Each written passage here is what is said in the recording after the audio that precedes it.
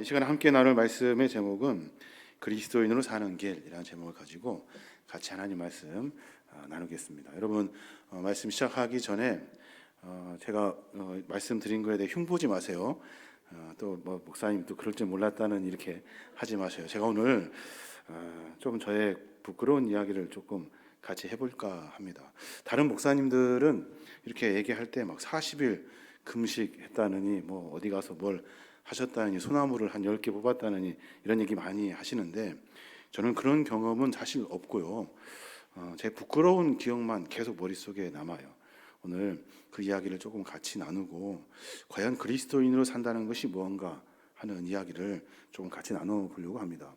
제가 전에도 여러 번 말씀드렸습니다마는 제가 교회에서 태어났잖아요. 아버님이 목회를 하셔가지고 교회를 사실 아파서 누워 있지 않는 이상은 교회에 늘 갔습니다.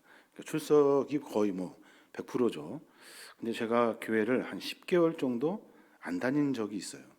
그것도 대학교 4학년 졸업하고 신학교 4학년 때 4학년 졸업하고 그때입니다. 이런 얘기 하면은 목사님도 교회 안 다닌 적 있으니까 우리도 빠먹어도 되겠지 이런 얘기 하시면 안 됩니다. 그때 제 생각은 신학교 그만두고 다른 길을 찾아야겠다 생각을 아주 굳세게 먹었습니다. 그래서 서울로 무작정 올라가서 자격증 시험 봐가지고 합격하면 엄마한테 그 자랑하듯이 얘기하고 제 인생 이제 제가 살겠습니다 이렇게 선포하려고 그렇게 올라갔습니다. 그래서 10개월 안에 어떤 일의 그 쇼부를 끝내야 되니까 열심히도 했지만 10개월 동안 가장 먼저 포기한 일이 뭐냐면 교회에 다니는 일이었습니다. 교회 다니는 일. 그 시간에 공부하면 훨씬 더 많이 공부할 수 있을 거라고 생각했고요. 또 그 시간에 하나님 생각하는 것보다 이 책에 있는 내용들 생각하는 게 훨씬 낫겠다라는 생각을 가지고 종로 5가에 자리를 잡았었어요. 제가 여러 번 말씀드린 것 같은데, 근데 그때 10개월 정도 교회를 안 다녔어요. 한 2달쯤 지났을까요? 교회에서 이렇게 예배를 드리는데 그때도 안 다니다가 우리 그 지금 와이프가 그때 저하고 한참 연애할 때인데 대학원 다니면서 서울에 있어서 저한테 교회 가자고 왔어요. 제가 마치 교회를 열심히 다니는 것처럼 이렇게 표정을 딱 짓고 그리고 그러면 가자. 근데 어디로 다니냐고 물어봐요. 그래서 제가 교회 간 적이 없잖아요. 서울 와서. 그래서 옆에 보니까 뭐 연동교회라고 큰 교회가 있는 것 같아요. 거기 다닌다고 그랬어요. 한 번도 안 가봤어요, 사실. 지금 인자서 얘기하는데, 근데 그때 가가지고 예배를 드렸습니다. 예배를 드리는데 뭐 막 잠도 오고 지루하고 따분하고 예배가 그렇게 지루한지 몰랐어요. 그런데 그때 아이가 처음 예배에 오면 기도해 주는 거 있죠. 우리 교회도 하는데 그렇게 아이를 안고 목사님이 기도해 줘요. 그때 뭐라고 기도하셨냐면 이 아이가 믿음으로 세상을 이기는 자가 되게 해 주십시오. 그렇게 기도하셨어요. 저는 그 말이 그때 잊어먹을 수가 없어요. 왜 그 말이 기억이 났을까요? 나는 꼭 믿음으로 세상에서 진 사람 같았거든요. 나는 믿음 포기한 사람이고 나는 믿음으로는 내가 승리할 수 없어. 그래서 그냥 놔버린 그런 낙심의 마음으로 이렇게 서울에 있었거든요. 근데 그 목사님이 믿음으로 세상을 이기는 자가 되게 해주십시오. 좋은 선생님, 좋은 친구 만나게 해주십시오. 그랬어요. 신앙이 뭘까요? 신앙. 저는 신앙 적당히 해도 된다고 생각했던 사람이에요. 신앙 적당히. 왜냐하면 아까도 저한테 어떤 분이 질문을 하셨어요. 입술로 고백하면 구원 받습니까? 그러면 꼭 입술로 고백하지 하면 구원을 받습니까? 하는 질문에 제가 아닙니다. 삶을 살아야 됩니다. 라는 말씀을 드렸거든요. 근데 이게 어느 것이 맞다 틀리다 얘기할 수 있는 것이 아니에요. 사실 입술로도 하나님이 구원하시려고 하면 그 고백을 받으시고 구원하시죠. 또 삶 속에서 아주 작고 하찮은 일만 해도 하나님이 마음 먹으시면 구원해 주시는 거예요. 근데 문제는 뭐냐면 믿음으로 세상을 이기는 것. 이게 참 어렵더라고요. 믿음으로. 내가 고백을 하든 삶을 살아내든 먼저 뭐가 있어야 되냐면 믿음이 있어야 하거든요. 이 믿음이 도대체 뭔지를 모르겠고 또 믿음으로 세상을 이기는 것이 뭔지 모르고 또 나는 그렇게 살았으니 나는 진 것 같았거든요. 근데 그 목사님이 그렇게 기도를 해 주시는데 머릿속에 지워지지가 않아요. 그래서 그날 바로 저녁에 이렇게 뭐라 할까요? 그 믿음에 대한 이야기를 막 찾아봤어요. 아는 대로 찾아가지고 메모도 하고 적고 그랬어요. 그때 만난 본문이 어디냐면 오늘 만났던 본문이에요. 오늘 만났던 본문. 이 본문의 말씀 여러분 잘 아시는 말씀. 이스라엘 백성들이 이제 가나안 땅에 들어갑니다. 들어가서 정착하고 이제 사는데 그런데 그 믿음이라는 것이 흐릿해졌어요. 믿음이라는 것이. 전에는 하나님 잘 알고 믿고 따르고 열심히 했는데 근데 이 믿음이 흐릿해졌어요. 그러면서도 잘 됩니다. 안 되는 것이 아니에요. 잘 됩니다. 모든 일들마다 잘 되더라고요. 그러면 믿음 그렇게 열심히 할 필요가 있을까라고 결론을 이렇게 내리려고 하는데 뒤에 말씀을 쭉 읽어보면 이제 알겠습니다만은 믿음은 그렇게 적당히 해서 되는 것이 아니더라고요. 믿음은 적당히 하는 것이 아니더라고요. 여러분 잘 한번 생각해 보셔야 됩니다. 사도 요한이 친구 자기와 함께 신앙생활하던 많은 사람들에게 내 말 좀 들어보라고 하면서 하도 답답해가지고 한 이야기가 있어요. 뭐라고 하냐면 믿음이 뭐냐 하는 그런 이야기를 그 사도 요한이 해요. 요한 1서 5장에 보면 그렇게 말해요. 하나님을 사랑하는 것은 이것이니 우리가 그의 계명을 지키는 것이라 그래요. 이게 믿음이래요. 하나님을 사랑하는 것 그리고 그의 계명을 지키는 것. 그의 계명들은 무거운 것이 아니로다. 무릇 하나님께로부터 난 자마다 세상을 이기느니라 그래요. 그러니까 하나님을 사랑하는 사람은 계명을 지키게 되어 있대요. 그것은 그렇게 무겁지가 않대요. 어렵지가 않대요. 어렵고 복잡한 줄 알았더니 그렇지가 않대요. 그 어렵지 않고 복잡하지 않은 하나님을 사랑하는 마음이 있으면 세상을 이길 수 있대요. 또 믿음을 설명하면서 뭐라고 하냐면 세상을 이기는 승리는 이것이니 우리의 믿음이라 그래요. 세상을 이길 수 있는 것이 뭐냐면 믿음이래요. 다시 거꾸로 추론해 보면 믿음은 세상을 이기게 합니다. 근데 믿음은 세상을 이기게 하지만 무겁지가 않습니다. 어렵지가 않아요. 무겁지도 어렵지도 않은 것이 뭐냐면 하나님의 계명이라는 거예요. 하나님의 계명을 누가 지키느냐? 하나님을 사랑하는 사람이 지킨대요. 그때 제가 이 말씀을 접하고서 깜짝 놀랐습니다. 내가 왜 그 말이 내 귀에 꽂혔는지, 내가 왜 교회를 벗어날 수 없는지, 내가 신앙생활하면서 왜 하나님을 놓칠 수가 없는지, 내가 하나님을 지워낼 수가 없는지를 깨달았거든요. 왜냐하면 나도 모르는 사이에 내가 하나님을 사랑하고 있었던 거예요. 나도 모르는 사이에 내가 하나님을 알고 싶어 했고요. 나도 모르는 사이에 내가 하나님의 율법을 지키려고, 계명을 지키려고 내 나름대로 갈등하고 있었던 거예요. 늘 마음속에 그 교회 안 간 거가 뭐라고, 사람들은 그거 아무렇지도 않잖아요. 근데 그게 늘 마음에 무겁게 짐으로 짊어지고 있었던 거예요. 그게 이것이 믿음이구나 라는 생각을 해보게 됐습니다. 그러고 나서 생각해 보니까요, 신앙은 적당히가 아니더라고요. 적당히 하나님을 사랑하는데 적당히 할 수가 없어요. 이거 하나님이 좋아하실까? 싫어하실까만 생각해도 답이 나와요. 이러면 안 되는구나. 조금만 생각해 보면 하나님이 나를 얼마큼 사랑하시는지 알 수 있을 것 같고 내가 하나님을 얼마큼 사랑하는지 알 수 있을 것 같아요. 그래서 신앙은 적당히가 안 되는 거예요. 오늘 사사기서에 보면 이스라엘 백성들이 그 땅에서 정복하며 살다가 그 부족들 있죠. 쫓아내지 못하고 적응하며 삽니다. 적응하면서. 사실은 하나님이 다 쫓아내고 살아라 했거든요. 근데 그들이 그들과 함께 섞여서 살아요. 섞어서. 적당히 괜찮겠지 생각했던 거예요. 근데 그들에게는 뭐가 없었냐면 하나님을 사랑하는 마음이 없어요. 없어서 그렇게 할 수 있다고 생각한 거예요. 본문을 좀 찾아보니까 사사기 3장 6절에 보면 그들의 딸들을 맞아 아내로 삼았으며 자기 딸들을 그들의 아들에게 주었고 또 그들의 신들을 섬겼더라 그래요.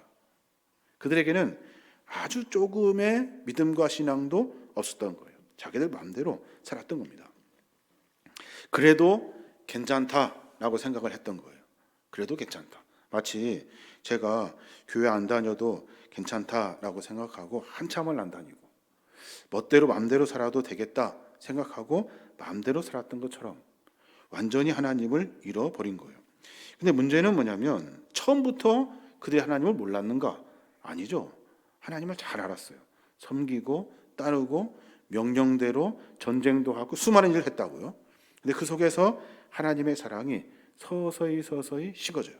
그래서 제가 감사한 건 뭐냐면 만약에 10개월이 아니라 1년이었다면, 만약에 그 시간이 2년이었다면, 그 시간이 3년이었다면 아마 점점점 더 하나님을 잃어버렸을 거예요. 아마 오늘의 사사기의 사람들처럼 그렇게 새카맣게 잃어버리고 살았을 겁니다. 그래서 오늘 저는 적당히 신앙생활하는 것, 이것이 얼마큼 잘못됐는지를 제가 말씀드리고 싶어요. 적당히 신앙생활하는 것. 여러분, 적당히 신앙생활하면 안 됩니다. 이것은 목사님이 뭐 어떻게 해라 저렇게 해라가 아니에요. 자기가 생각할 때, 나 자신을 되돌아봤을 때 지금 내가 적당히 하고 있는가 스스로에게 물어보세요. 그러면 아주 명확하게 내가 어떤 상태인지를 알 수가 있습니다. 적당히 신앙생활하면 어떻게 되는 줄 아십니까? 기준이 모호해져요. 기준이. 내가 누군지를 몰라요. 내가 그리스도인인지 신앙인인지 몰라요. 기준이 모호해지면 어떻게 됩니까? 우선순위가 뒤바뀌어요. 우선순위가. 신앙인으로서 예배 드리는 것이 더 중요하죠. 근데 그 우선순위가 뒤범벅돼 버려요. 아무것도 않지 막 다 뒤집어져요. 그래서 교회를 안 다녀도 됐다고 생각한 거예요. 안 다녀도 된다 생각하고 그렇게 행하는 거죠. 오늘 보니까 각 지파별로 땅을 정복하고 그 땅을 차지하라 주님 말씀하셨어요. 12지파가 전부 다 그렇게 하나님 말씀을 들었을까요? 그렇지 않죠. 5개 지파만 열심히 몸부림을 칩니다. 전쟁도 하고 밀어내기도 하고 그리고 막 매섭게 아주 매몰차게 내치기도 합니다.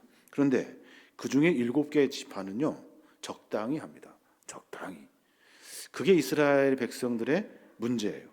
오늘 보니까 21절에 베냐민 지파는 여부수 족속을 쫓아내지 못하고, 므낫세 지파도 가나안 족속을 쫓아내지 못하고, 에브라임 지파도 거셀 족속을 쫓아내지 못하고, 스불론 지파도 기드론 나할론 족속을 쫓아내지 못하고, 아셀 지파도 악고 시돈 알립 악십 엘바 아빅 르빕 족속을 쫓아내지 못하고, 납달리 지파도 마찬가지 베세메스 벳 아낫 족속을 쫓아내지 못하고, 단 지파도 아모리 족속을 쫓아내지 못했대요. 저기 여기서 보면 7개를 말하고 있어요.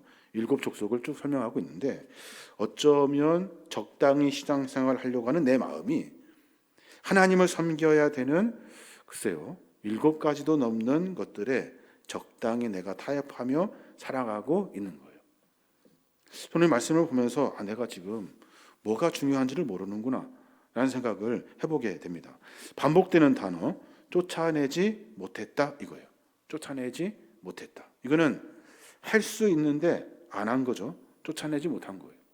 할 수 있어요. 근데 안 한 거예요. 히브리 원본에 보면 그 뭐라고 하냐면 쫓아내지 않았다 이렇게 썼어요. 그러니까 오늘 본문에는 쫓아내지 못했다 했지만 쫓아내지 않았다 did not 이렇게 썼다고요. 그러니까 할 수 있는데 안 한 거예요. 할 수 있는데 쫓아내지 않은 거죠. 왜 안 했습니까? 종으로 삼으려고, 나 편하려고 그렇게 사는 거예요. 신앙생활 하면서 적당히 신앙생활 하는 것 문제입니다. 왜 적당히 신앙생활 합니까? 나 편하려고. 굳이 뭐 열심히 할 필요 있어? 이것 때문에 그래요. 이것이 하나님과의 사랑의 믿음, 사랑으로 만들어지는 믿음을 완성해내지 못하는 거예요. 가나안 땅의 족속들, 모든 사람들, 이스라엘 백성들이 그 땅에 살면서 쫓아내지 않는다고요. 몰아내지 않아요. 그리고 적당히 삽니다. 그러면서 그 안에 많은 문화가 나도 모르는 사이에 스물스물 들어와요. 그때 제가 10개월간 고시원의 총무로 있었어요. 그때 어떤 친구들이 저한테 왔는가 생각해 보면 공부하는 친구들이 온 것이 아니에요. 생각해 보니까 저랑 신학교 다니면서 몰래 나쁜 일 했던 친구들, 그 친구들이 찾아오기 시작해요. 저는 그때는 몰랐어요. 친하니까. 또 사회적으로도 여러 일들 속에서 그렇게 썩 좋은 친구들은 아니었던 것 같아요. 지금은 연락하고 하지도 않습니다만은 그런 친구들이 와서 그 고시원에 같이 진을 치더라고요. 진을. 제가 총무니까 뭐 이렇게 방 한 칸 주는 건 뭐 일도 아닙니다. 그리고 뭐 방값도 그렇게 비싸지도 않고, 그리고 식당 거기 있는데 거기서 같이 밥 먹고 라면 먹고 뭐 이렇게 그러면서 나쁜 짓 하고 그러면서 같이 뭐 교회도 안 다니고 희덕거리고 웃으면서 그렇게 살았어요. 적당히 신앙생활 하면서 나에게 오는 그 위기감을 내가 몰랐어요. 그러면서 서서히 내 안에 글쎄요, 신앙의 물이 빠지기 시작하더라고요. 신앙의 물이. 나도 모르는 사이에 내가 신앙인인지, 내가 믿음을 가진 사람인지, 그러면서 한 일이 이름을 또 바꿔야겠다라고 생각을 한 거예요. 이 최요한 이름. 저는 요한이라는 이름 별로 좋아하지 않습니다. 어렸을 때부터 이거 이름 때문에 내가 꼭 뭐 바르게 살아야 될 것 같고 뭐 믿음 생활 해야 될 것 같고 막 그랬거든요. 그래서 별로 안 좋아해요. 그때도 역시 마찬가지로 이름을 바꿔야겠다라는 생각이 들더라고요. 문제가 심각한 거죠. 친구들도 그렇고 분위기도 그렇고 상황도 그렇고 거기에 살짝은이 묻어가지고 나도 모르는 사이에 믿음을 잃어버리고 있더라는 거예요. 오늘 신명기에 보면 가나안 땅에 들어가게 되면 그들을 쫓아내야 될 이유를 하나님 말씀하세요. 왜 그러냐면 너 물든다 이거예요. 너 물든다. 너 악하게 돌아간다. 이거거든요. 신명기 7장에 보면 그렇게 말해요. 내 하나님 여호와께서 너를 인도하사 내가 가서 차지할 땅으로 들이시고 내 앞에서 여러 민족 그들을 진멸할 것이니라. 그들과 어떤 언약도 하지 말 것이고 그들을 불쌍히 여기지도 말 것이며 그들과 혼인하지도 말지니 내 딸을 그들의 아들에게 주지 말 것이요 그들의 딸도 내 며느리로 삼지 말 것은 내가 그 아들을 유혹하여 그가 여호와를 떠나고 다른 신들을 섬기게 함으로 여호와께서 너희에게 진노하사 갑자기 너희를 멸하실 것임이니라 그래요. 같이 적당히 섞어 살지 말으래요. 뭐 그러면 섞어 살다 보면 친해지고 친하다 보면 서로 딸들이 오가게 되고 그리고 아들들도 서로 이렇게 오가게 되고 며느리 삼고 결혼하고 이렇게 된대요. 그러면서 섞어지게 된다는 거예요. 그러면 이스라엘 백성들이 이스라엘 백성으로 설 수 있겠습니까? 하나님의 백성으로 설 수 있습니까? 설 수 없습니다. 가나안 사람들처럼 됩니다. 가나안 사람들처럼. 신앙인이 아니라 엉뚱한 사람처럼 돼요. 세상 사람처럼 악한 사람처럼 돼버리고 말아요. 하나님이 왜 그러셨는지를 뒤에 쭉 설명해 놓고 있어요. 왜냐하면 레위기 18장에 보면 가나안 족속들은 자기들의 악한 습성을 가지고 산대요. 내용을 보면 아버지의 하체, 어머니의 하체, 고모, 이모, 숙모, 며느리, 형수, 제수, 이웃의 하체를 범하는 것에 대한 죄의식이 없대요. 무슨 말인지 아시죠? 심지어 손녀와 외손녀의 하체를 아울러 범하기도 한대요. 누가요? 가나안 족속의 사람들이. 그뿐 아니라 남자와 남자가 동침하는 것도 괜찮대. 보통 있는 일이래요. 또 짐승과 교접하는 것도 보통 있는 일이래요. 그러니 그들과 섞어 살면 어떻게 되겠습니까? 그렇게 사는 거예요. 그렇게. 신앙생활을 적당히 하면요. 나도 모르는 사이에 그렇게 살게 되는 거예요. 열심히 신앙생활 하지 않으면 나도 모르는 사이에 가나안 족속이 돼버리는 거예요. 열심히 몸부림치지 않으면 나도 모르는 사이에 하나님이 멀어지고 내 삶은 엉망이 되는 거예요. 이게 적당히가 무서운 이유입니다. 분명히 아셔야 돼요. 그래서 하나님은 이스라엘 백성들에게 간곡하게 말씀하셔요. 레위기서 18장에 보면 너희는 이 모든 일로 스스로 더럽히지 말아라. 내가 너희 앞에서 쫓아내는 족속들이 이 모든 일로 말미암아 더러워졌고 그 땅도 더러워졌으므로 내가 그 악으로 말미암아 벌하고 그 땅도 스스로 그 주민을 토하여 내느니라 그래요. 모든 일을 스스로 더럽히지 말아라. 적당히 괜찮겠지 하면서 한두 번, 두 번 넘어가다 보면 나도 모르는 사이에 가나안 족속이 된대요. 그 가나안 족속의 사람들이 얼마나 더럽고 추잡한지 그 땅들도 더러워서 그들을 토하여 낸대요. 나도 모르는 사이에 그렇게 살아가는 겁니다. 우리 신앙의 모습 속에 혹 적당히 신앙생활하는 것이 있는지 한번 가만히 생각해 보십시오. 열심히 하려고 하는 마음이 먼저 드십니까? 아니면 피하려고 하는 마음이 먼저 드십니까? 뭐 잘했다 못했다 뭐 이렇게 하십시오 저렇게 하십시오. 제가 말할 자격도 없지만 분명한 것은 그렇게 하다 보면 가나안 족속처럼 됩니다. 가나안 족속처럼. 이게 무서운 거예요. 이게 하나님이 저를 어떻게 그 자리에서 건지셨는지 아십니까? 사람이 한 명 죽었어요. 그 자리에서. 제가 죽였다는 건 아니고 계단에서 이렇게 떨어져서 죽었어요. 제가 총무니까 그 일을 이렇게 보고 신고하고 조사받고 막 그러면서 그때 제가 하나님을 다시 만났어요. 그리고 나서 짐 싸고 무조건 내려갑니다. 그때 군산에 있는 어떤 교회에 교육전도사로 제가 가게 됐어요. 그래서 토요일 날 출근하기로 하고 그리고 짐 싸갖고 이제 금요일 날 차에다가 짐 싣고 내려가는데 혹시 몰라서 토요일 날 몇 시까지 가야 되는지 말씀 안 해주신 것 같아서 전화를 드렸어요. 근데 목사님이 하시는 말씀이 야 너는 안 되겠다. 당회에서 너 안 된대. 그랬다는 거예요. 제가 왜 안 됩니까? 이제 그랬더니 너는 이게 뭐요 지방에만 있었고 그래서 안 된대요. 그래서 아 그래요? 제가 굉장히 황당했습니다. 그래서 아 그렇구나 고향이 지방이어도 안 되는구나 생각을 하고 이미 다 짐은 싸놓고 출발을 했어요. 그때 또 한 2달간 차에다 짐 싣고 다니면서 돌아다녔어요. 그때 제가 교회에 본래 가서 기도하고요. 그리고 교회에 가까이 있으려고 그렇게 몸부림쳤던 것 같아요. 집에도 못 가고 교회 갈 데도 없고 그렇게 살았어요. 그러다가 하나님이 어떤 분을 통해서 제가 군산에 있는 그 교회로 다시 교육전수로 들어가게 되는데 목숨 걸고 일할 수밖에 없더라고요.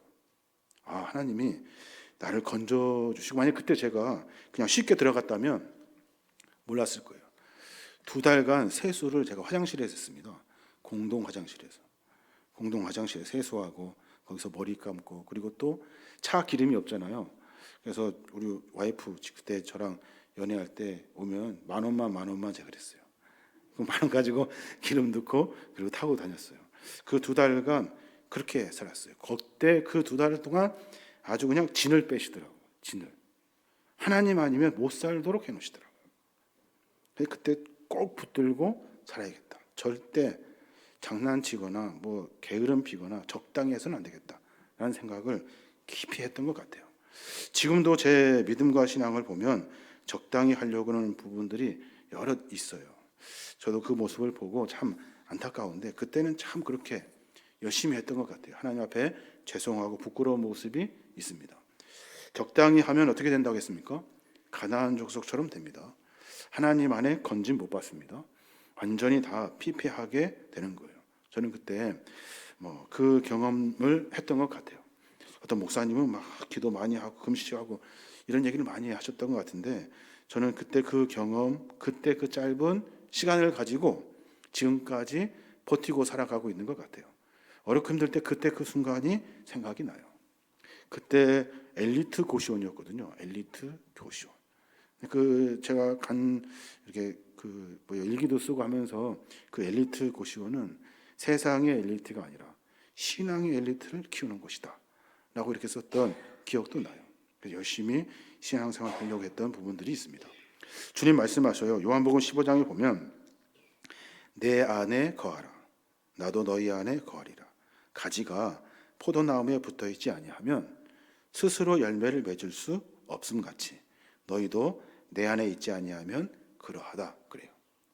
가지가 적당히 붙들고 싶을 때 붙고 뛰고 싶을 때 뛰고 그러면 살 수 있습니까? 못 삽니다. 신앙도 마찬가지입니다. 적당히 내가 이렇게 되질 않습니다. 신앙은 그러지 않아요. 내가 보고 듣고 느끼고 생각하는 일들이 하나님의 일이다 라고 생각하면 물불을 가리지 마야 돼요. 최선을 다해서 열심히 적당히는 없습니다. 뭐 하나 시키면 열심히 해야 돼요. 그게 신앙인의 살아가는 방법이에요. 가지에서 떨어졌다 붙었다 절대 열매 못 받습니다. 여러분 그렇게 꼭 살으셔야 돼요. 임직 받으시는 분들도 마찬가지입니다. 제가 여러 번 기도를 부탁을 드리고 했어요. 지금 혼내려고 하는 것은 아닌데 열심히 하셔야 돼요. 열심히. 생각해서 빠지고 싶으면 빠지고 하고 싶으면 하고 하기 싫으면 안 하고 그 제가 판단할 일은 아닙니다. 하나님 보시기에 절대 열매 맺을 수 없습니다. 이스라엘 백성들 잘 아시죠? 사사기서를 통하여 별명이 붙었어요. 지멋대로 한다 이거예요. 지멋대로. 자기들 좋을 대로 한다. 그들 어떻게 됩니까? 왕국을 세우지만 그 왕국이 한때는 번성하는 것 같지만 완전히 그때 그 기억을 하나님이 잊지 아니하셔요. 그 나라를 다 완전히 멸망시켜 버립니다. 지금도 역시 마찬가지 그 나라가 뭐 강대국인 것 같고 별일 다 하는 것 같지만 사실 흩어진 디아스포라들이 이스라엘 족속이 되었어요. 하나님은 그것을 절대로 놓지 않으셔요. 하나님은 공의 하나님이라 했습니다. 제가 공의가 뭐예요? 공평하다라는 말씀 아니라 했습니다. 공의는 뭐냐면 죄를 반드시 물으시는 분이 하나님이셔요. 네가 하나님을 섬긴다고 했을 때 적당히 했던 죄를 하나님은 용서하지 않으셔요. 네가 회개하지 않는 이상. 회개하면 다 받아주죠. 누가 자식이 아버지 잘못했어요 하는데 누가 그것을 너 죽어야겠다 그 말한 솔직히 고백한 그 회개를 받지 않는 아비가 어디 있습니까? 하나님 받으십니다. 그런데 회개하지 않고 적당히 신앙생활 하다 보면 하나님은 그거 절대로 용서하지 않는 공의의 하나님이 하나님이셔요. 우리가 분명히 알아야 하는 겁니다. 이제 한 주간을 또 시작하게 될 텐데요. 한 주간 동안 고민을 좀 많이 하셨으면 좋겠어요. 내가 과연 하나님을 섬기는데 적당히 하고 있는가 생각해 보시고요. 또 하나는 하나님이 과연 나를 지금 붙들고 계신가? 또 내가 지금 하나님을 붙들고 있는가? 한번 생각해 보시면 좋을 것 같아요. 여러분의 그 마음의 양심이 어쩌면 하나님 안에 서도록 하는 울림이 있으면 여러분 뒤도 돌아보지 마시고 바로 하나님에게 가셔야 돼요. 가셔서 회개하고 돌이키고 다시 삶을 살아야 하는 겁니다. 이게 신앙인의 모습이에요. 저 여러분이 그런 삶으로 말미암아 우리가 막 교회가 부흥하고 성장하고 중요합니다. 그러나 그보다 더 중요한 것은 진짜 그리스도인이 되는 것이 중요합니다. 진짜 그리스도인이 된 믿음의 공동체를 통해서 하나님은 이 어려운 시대를 이길 거거든요. 그 일들을 통해서 우리가 삶을 살아내어야 하는 겁니다. 우리 모두가 다 진짜 그리스도인이 되어서 이 시대를 감당해낼 수 있는 저 여러분이 되시길 주님의 이름으로 축원합니다. 아멘.